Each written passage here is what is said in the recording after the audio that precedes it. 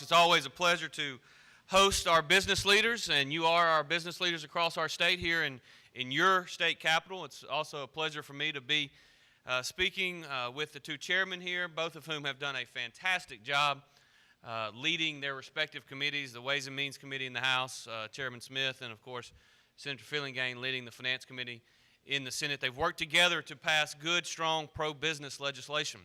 Because the thing that we heard repeatedly, all of us that campaigned in 2011, is one simple thing. Our number one priority, we were told, must be job creation, bringing better and higher paying jobs to our state.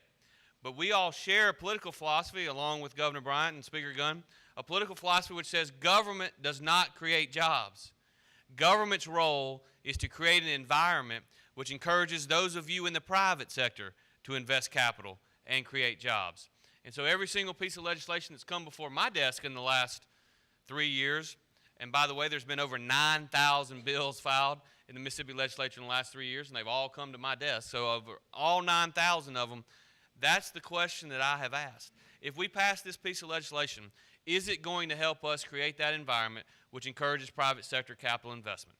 If the answer to that question is yes, well, we work really, really hard to make that bill become a law in this state. If, however, the answer is no, or in some cases I don't know, then we work equally as hard to make sure that bill does not become law of the land in our state until we have some answers to make sure that happens. Some of the things that we've been successful, Scott mentioned the tax breaks to incentivize capital investment, such as the tax break on inventory.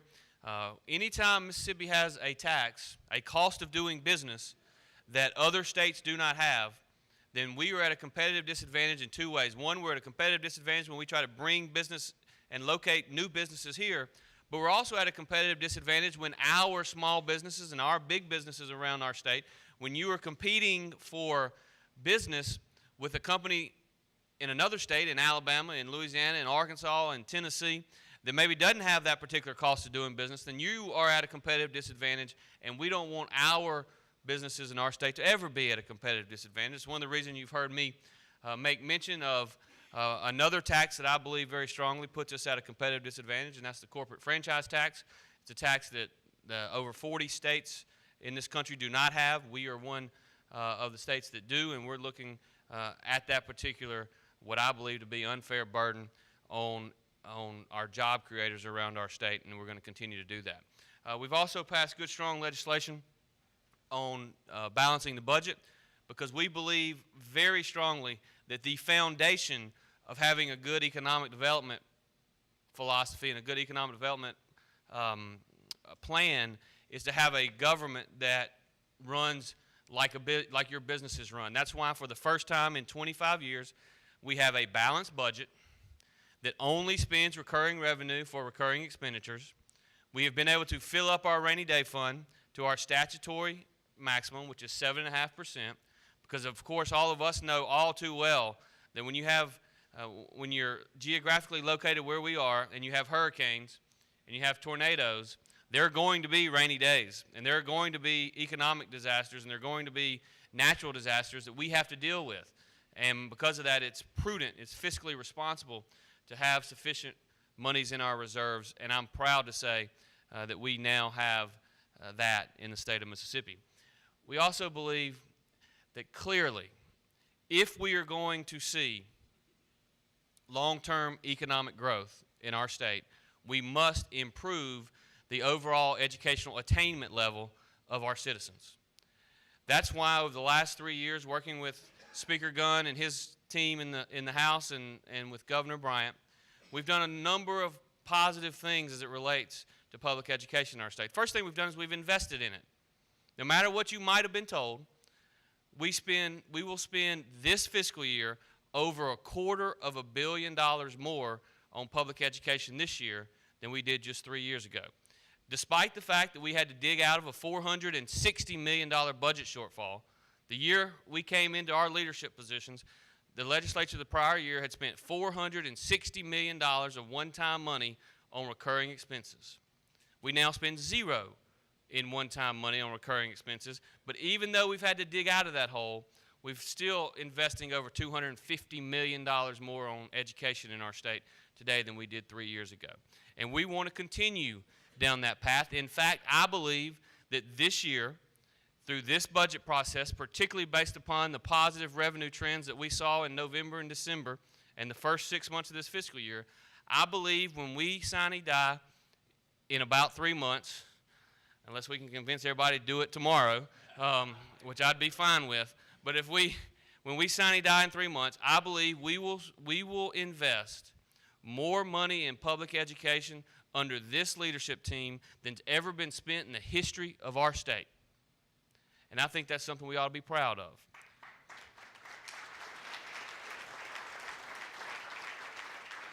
But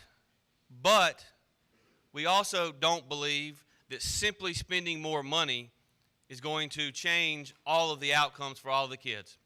You see, I have a fundamental belief about public education, a fundamental belief, and it drives every decision that I make in this building. I believe, and I believe strongly, that it should not matter what a kid's zip code is, nor should it matter what a kid's mom and dad do, or in too many instances don't do for a living. Every kid in Mississippi deserves an opportunity for success. And because of that,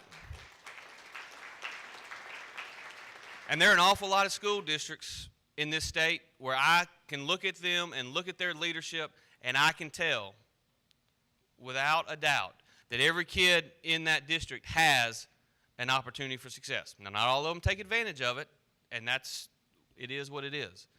But there are also school districts all around this state where there are very few kids that truly have an opportunity for success. And that's why we've not only invested in public education, that's why we've also worked very hard to reform our public educational system. We've worked to reform it so that we get more money in the classroom. Because the thing we know for sure is the best way for every child to get a quality education is to have a quality teacher in every classroom.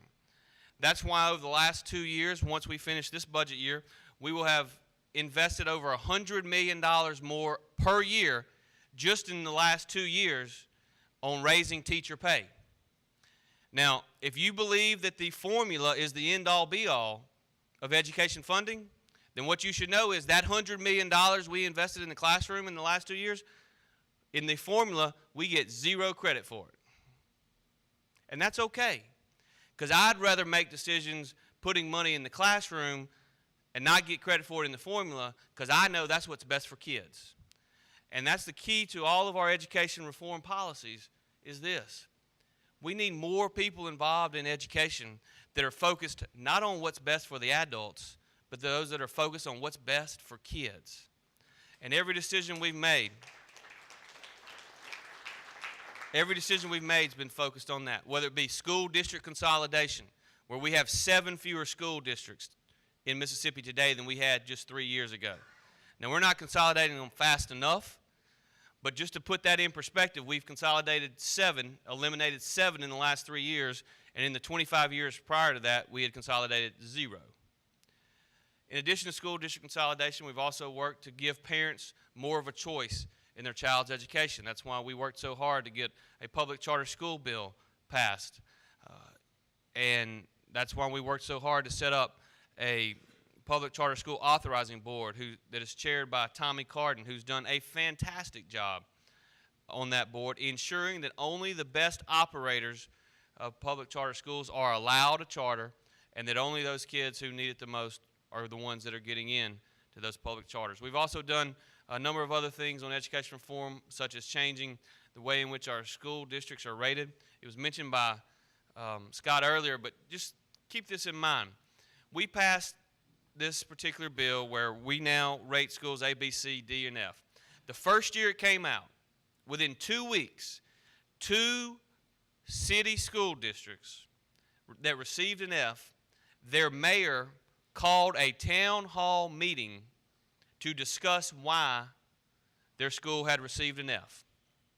To me, that is in and of itself shows progress, that people care, and when they understand what's really going on in our individual schools, the people will demand improvements. In addition to changing the way in which we rate our school districts, one of the reforms that we've done that I think in the long term will probably have the most impact, and that's the third grade gate. Did you know that 47% of Mississippi third graders leave the third grade not reading on a level that is third grade proficient or better? 47%, half. That's not good enough for those kids, because when that kid that's not reading on grade level goes to the 4th and 5th and 6th grade, if they're not reading well, the likelihood they're going to be able to do their math and their science homework in the 4th and 5th grade is relatively low, and the likelihood they're going to become a statistic when they get in the 7th, 8th, and 9th grade is relatively high, and they're going to lead to dropouts, etc. That's why we've instituted the third grade gate. By the way, in the last 3 years, we spent over $30 million at the Department of Education giving them money to hire reading coaches, because we need more coaches not only helping those students that are most at risk, but also we need more reading coaches that are helping the teachers who are teaching reading become better teachers and do a better job. And so that's something that I'm very proud of, and I know in the long term can make and will make a significant difference. Now, I could sit here, as you can tell, and talk about education reform and our state's need for it for a long time, but I am smart enough as a politician to know that I am between you and lunch. And no matter what I say today, you would rather be at lunch. So this is an election year in our state, and this will be my first time to be serving as lieutenant governor during an election year. What I have found in the first 3 days of the session is that I don't know that I'm going to make it for 90 days this year. It's crazy and wild in this building, but we're honored to have each of you in the building. And my one commitment to you today is the same commitment I made in 2011. It's pretty simple. If you give me the opportunity to serve, my commitment to you is I'm going to make the best decisions I can every single day to do what I think will make Mississippi a better place to build a business and a better place to raise kids. Because I can assure you that no matter what criticism I may receive from people all around this state, there is no greater critic than the one, for me, that looks back at me in the mirror every single morning.